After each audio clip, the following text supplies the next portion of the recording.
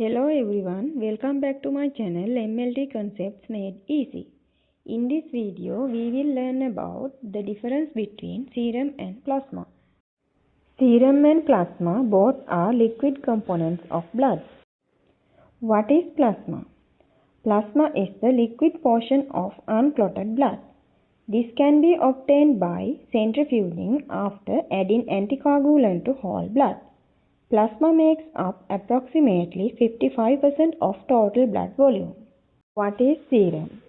Serum is the liquid portion of blood after clotting. This can be obtained by allowing whole blood to clot, then centrifuging. Serum is essentially plasma without clotting factors. Plasma contains water, electrolytes, hormones, proteins including clotting factors.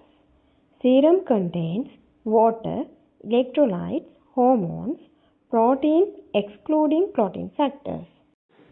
Plasma is used for coagulation studies like PT and APTT and for plasma transfusions. Serum is used for antibody and serology tests, biochemical tests, and for disease diagnosis. In this table, you can see the key differences between plasma and serum. Clotting factors are present in plasma and absent in serum. Anticoagulants are required for plasma and not required for serum.